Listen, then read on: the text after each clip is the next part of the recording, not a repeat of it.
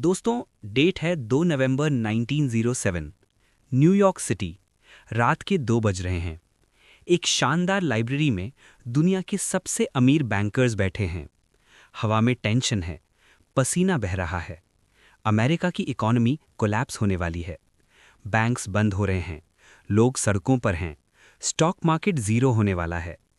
President Theodore Roosevelt के पास भी कोई रास्ता नहीं बचा है। इन डरे हुए बैंकर्स के बीच एक 70 साल का बूढ़ा आदमी बैठा है। वो शांत है। वो एक टेबल पर सॉलिटेयर ताश खेल रहा है। उसका चेहरा डरावना है। उसकी नाक सूजी हुई और पर्पल रंग की है। उसकी आंखें ऐसी हैं जैसे किसी हेडलैम्प की रोशनी हो। लोग उसकी आंखों में देखने से डरते हैं। अचानक वो आदमी ताश के पत्ते नीचे रखता है। वो उठता है, लाइब्रेरी का दरवाज़ा लॉक करता है और चाबी अपनी जेब में डाल लेता है। वो मुड़ता है और कहता है, जब तक हम $25 मिलियन इकट्ठा नहीं करते इस देश को बचाने के लिए, तब तक कोई इस कमरे से बाहर नहीं जाएगा। वो आदमी था John Pierpont Morgan, JP Morgan. उस रात उसने अकेले दम पर अमेरिका को बचाया। उसने बैंकर्स को फोर्स किया कि वो पैसा दें। सुबह 4:45 पर बैंकर्स ने सरेंडर किया, डॉक्यूमेंट साइन किए और मॉर्गन ने दरवाज़ा खोला। लोग कहते हैं वो रॉबर बैरन था, लोग कहते हैं वो हीरो था, लेकिन सच ये है कि वो द बॉस था। आज हम उस आदमी की कहानी सुनेंगे जिसने मॉडर्न कैपिटलिज्म को बनाया, जिसने एडिसन को लाइट बल्ब बनाने के पैसे दिए, जिसने कार्नेगी से स्टील खरीदा और जिसने टाइटैनिक बनवाया। Let's begin. Chapter 1, the shadow of the father. Junius Morgan. JP Morgan का जन्म 1837 में कनेक्टिकट में हुआ। उनके पिता जूनियस स्पेंसर मॉर्गन एक बहुत बड़े बैंकर थे। जूनियस एक सख्त बाप थे। वो चाहते थे कि पियरपॉन्ट यानी जेपी परफेक्ट बने। अगर पियरपॉन्ट मैथ में गलती करता तो जूनियस उसे चिट्ठियों में डांटते थे। बचपन से ही पियरपॉन्ट बीमार रहते थे। उन्हें सीजर्स आते थे, स्किन प्रॉब्लम्स थीं। वो अक्सर स्कूल मिस करते और यूरोप में अकेले घूमते थे। यहाँ उन्होंने आर्ट और हिस्ट्री से प्यार करना सीखा, लेकिन उनके पिता ने उन्हें तैयार किया था बैंकिंग के लिए। उनके पिता का एक रूल था जो मॉर्गन की लाइफ का मोटो बन गया, never do business with a man you don't trust. जिस पर भरोसा ना हो उसके साथ धंधा मत करो। Chapter 2, the Hall carbine affair, the first scandal. 1861 American Civil War शुरू हुआ। जेपी मॉर्गन 24 साल के थे। अमीरों के बच्चे जंग में नहीं जाते थे। वो $300 देकर अपनी जगह किसी और को भेज सकते थे, सब्स्टिट्यूट। मॉर्गन ने भी यही किया। लेकिन जंग के दौरान उन्होंने अपना पहला बड़ा प्रॉफिट कमाया। सरकार के पास पुरानी राइफल्स थीं, हॉल कार्बाइन्स, जो खराब थीं। सरकार ने उन्हें कचरा समझकर $3.50 पर राइफल में बेच दिया। मॉर्गन ने पैसा लगाया, यानी फाइनेंशियर बनकर। उन्होंने उन राइफल्स को थोड़ा सा मॉडिफाई किया, राइफलिंग की, और वापस उसी सरकार को $22 पर राइफल में बेच दिया। सरकार ने अपनी ही पुरानी बंदूकें 6 गुना दाम पर खरीदीं। ये राइफल्स फील्ड पर सोल्जर्स के हाथ में फट गईं। सोल्जर्स के अंगूठे उड़ गए। स्कैंडल हुआ। लोगों ने कहा मॉर्गन ने देश के साथ गद्दारी की है। मॉर्गन ने कहा, मैंने सिर्फ एक डील फाइनेंस की थी, मैंने क्वालिटी चेक नहीं की। ये उनकी लाइफ का पहला दाग था। उन्होंने सीखा, प्रॉफिट में मोरालिटी नहीं होती। Chapter 3, the nose, the curse of rhinophyma. JP Morgan दुनिया के सबसे हैंडसम आदमी हो सकते थे अगर उन्हें राइनोफीमा ना होता। ये एक स्किन डिजीज है। इसमें नाक सूज जाती है, लाल और पर्पल हो जाती है और शेप बिगड़ जाता है। जैसे जैसे मॉर्गन की पावर बढ़ी, उनकी नाक और खराब होती गई। वो इससे इतनी नफरत करते थे कि वो कभी अपनी तस्वीर नहीं खिंचवाते थे। अगर कोई फोटोग्राफर उनकी फोटो लेता तो मॉर्गन उस पर अपनी छड़ी से हमला कर देते। सारी ऑफिशियल फोटोज में वो अपनी नाक को टचअप यानी एडिट करवाते थे। लेकिन वो अपनी नाक छुपाते नहीं थे। जब वो किसी से मिलते तो वो सीधा उसकी आंखों में देखते। उनकी आंखें इतनी पावरफुल थीं कि सामने वाला आदमी उनकी नाक भूल जाता। इसे द मॉर्गन गेज कहा जाता था। लोग कहते थे, जब वो आपको देखते हैं तो ऐसा लगता है कोई एक्सप्रेस ट्रेन आपकी तरफ आ रही है। Chapter 4, morganization, fixing the trains. 1870s और 80s में अमेरिका में रेल रोड्स का जाल बिछा था। लेकिन ये कंपनीज बेवकूफ़ थीं। ये एक दूसरे से लड़ती थीं, प्राइसेस गिरा देती थीं, प्राइस वॉर। लॉस में चलती थीं, ट्रेन्स एक्सीडेंट करती थीं, इन्वेस्टर्स का पैसा डूब रहा था। मॉर्गन ने कहा, competition is a sin, competition पाप है। उसने कहा, मैं ऑर्डर लाऊंगा। वो रेलवे ओनर्स को अपने यॉट द कोर्सैर पर बुलाता, वो उन्हें समुद्र के बीच ले जाता और कहता, जब तक तुम लोग अग्रीमेंट साइन नहीं करोगे हम वापस किनारे नहीं जाएंगे। मॉर्गन ने रेलवेज को मर्ज किया, सिस्टम एफिशिएंट बनाया, प्राइसेस फिक्स किए। इसे कहा गया मॉर्गनाइजेशन। उन्होंने फेल होती हुई कंपनीज को प्रॉफिटेबल बनाया, लेकिन कंट्रोल अपने हाथ में ले लिया। धीरे धीरे मॉर्गन अमेरिका की आधे से ज्यादा रेलवे लाइंस कंट्रोल करने लगे। Chapter 5, saving the gold standard, 1995। अब आती है वो कहानी जब मॉर्गन ने अमेरिका को बचाया। 1995, यूएस गवर्नमेंट के पास गोल्ड खत्म हो रहा था। उस वक्त डॉलर गोल्ड से बैक था।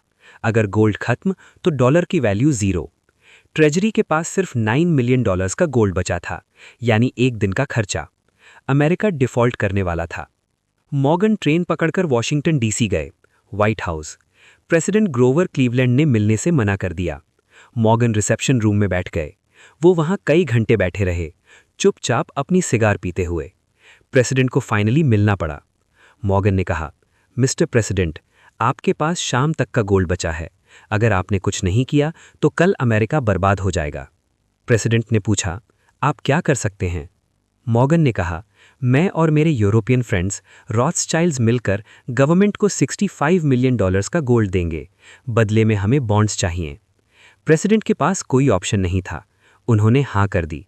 एक प्राइवेट बैंकर ने यूनाइटेड स्टेट्स ऑफ अमेरिका को खरीद लिया था, टेक्निकली। जब मॉर्गन वापस आए तो लोगों ने पूछा, आपने कितना प्रॉफिट कमाया? मॉर्गन ने जवाब नहीं दिया। Chapter 6, the $1 billion dinner, creating US steel. Morgan के पास रेलवेज थीं, बैंक्स थे, जीई था।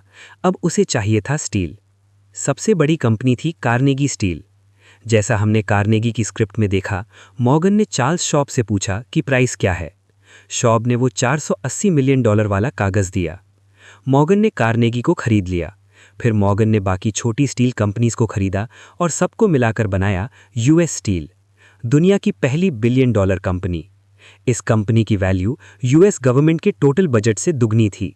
मॉर्गन अब अमेरिका का अनऑफिशियल एम्परर था। Chapter 7, the Titanic connection. Morgan को शिपिंग इंडस्ट्री भी चाहिए थी। उसने आईएमएम यानी इंटरनेशनल मर्केंटाइल मरीन बनाई। उसने British company white star line खरीदी। इसी कंपनी ने टाइटैनिक बनाया। टाइटैनिक मॉर्गन का ड्रीम प्रोजेक्ट था। टाइटैनिक के मेडन वॉयज यानी पहली यात्रा पर मॉर्गन का एक स्पेशल प्राइवेट स्वीट था। उसमें एक स्पेशल बाथटब था जो मॉर्गन के लिए डिजाइन किया गया था। मॉर्गन को उस शिप पर होना चाहिए था, लेकिन आखिरी मोमेंट पर फ्रांस में उन्होंने कहा, मेरी तबीयत ठीक नहीं है। उन्होंने टिकट कैंसिल कर दी। 15 अप्रैल 1912 टाइटैनिक डूब गया। मॉर्गन बच गए।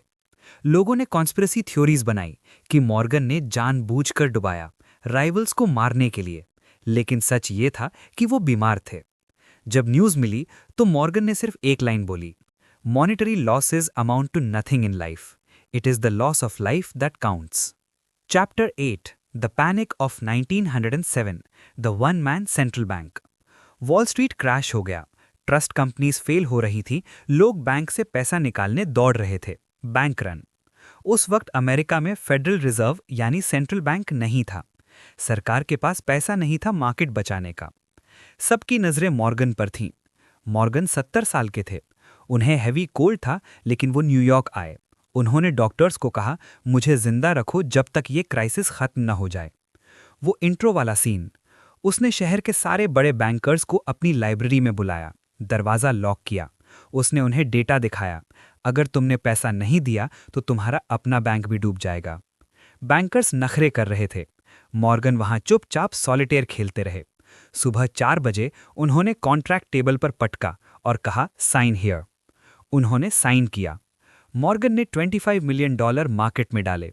मार्केट बच गया। दुनिया ने देखा कि एक आदमी पूरे देश की इकोनॉमी चला रहा है। इसी डर की वजह से बाद में सरकार ने फेडरल रिजर्व बनाया, ताकि किसी एक आदमी के पास इतनी पावर ना हो। Chapter 9, the Pujo hearings, character is collateral. Morgan की पावर से डरकर कांग्रेस ने इन्वेस्टिगेशन शुरू की, पूजो कमेटी। उन्होंने मॉर्गन को कोर्ट में बुलाया। वो जानना चाहते थे कि मॉर्गन ने मोनोपोली बनाई है। लॉयर ने पूछा, मिस्टर मॉर्गन, क्या कमर्शियल क्रेडिट यानी लोन प्राइमरीली पैसे और प्रॉपर्टी पर बेस नहीं होता?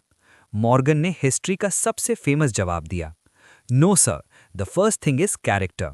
लॉयर, बिफोर मनी और प्रॉपर्टी? मॉर्गन, बिफोर मनी और anything else. Money can not buy it. A man I do not trust could not get money from me on all the bonds in Christendom. यानी पैसा character नहीं खरीद सकता। अगर मुझे किसी पर भरोसा नहीं तो मैं उसे लोन नहीं दूंगा, चाहे वो सारी दुनिया की दौलत गिरवी रख दे। ये उनका आखिरी पब्लिक अपीयरेंस था। Chapter 10, the end of a titan. March 31, 1913, Morgan Rome, Italy गए। वो थक चुके थे। 31 मार्च को नींद में ही उनकी डेथ हो गई। जब उनकी डेथ हुई तो वॉल स्ट्रीट बंद कर दिया गया। फ्लैग्स हाफ मास्ट पर थे। लेकिन सबसे बड़ा शौक तब लगा जब उनकी वसीयत यानी एस्टेट कैलकुलेट की गई। सबको लगा वो दुनिया के सबसे अमीर आदमी होंगे, रॉकफेलर से भी ज्यादा। लेकिन उनकी नेटवर्थ निकली सिर्फ $80 million plus art collection. Rockefeller, जिसके पास $1 बिलियन था, ये सुनकर कहा, and to think he wasn't even a rich man. सोचो, वो तो अमीर भी नहीं था। जेपी मॉर्गन के पास कैश नहीं, उनके पास पावर थी। वो दूसरों के पैसे को कंट्रोल करते थे। Chapter 11, the boss. तो दोस्तों, जेपी मॉर्गन की लाइफ हमें क्या सिखाती है? 1. Character is currency. उन्होंने कहा था, कैरेक्टर सबसे बड़ा कोलैटरल है। आज के जमाने में भी रेप्यूटेशन ही सब कुछ है। 2. Control over ownership. मॉर्गन सबसे अमीर नहीं थे, लेकिन सबसे पावरफुल थे, क्योंकि उन्होंने सिस्टम को कंट्रोल किया, मॉर्गनाइजेशन। 3. काम इन केओस। 1907 के पैनिक में जब सब चिल्ला रहे थे, वो सॉलिटेयर खेल रहे थे। लीडर वो है जो तूफान में शांत रहे। आज जेपी मॉर्गन चेज दुनिया का सबसे बड़ा बैंक है। जनरल इलेक्ट्रिक और यूएस स्टील आज भी हैं। मॉर्गन ने जो बनाया वो आज भी अमेरिका को चला रहा है। वो दिखने में डरावने थे, नोज की वजह से, लेकिन उनका विजन सुंदर था। अगली बार जब आप कोई बड़ा मर्जर देखें या फाइनेंशियल क्राइसिस देखें तो याद रखिए उस आदमी को जिसने लाइब्रेरी का दरवाजा लॉक किया और कहा, नोबडी लीव्स। रुकिए मत, कीप बिल्डिंग। जय हिंद।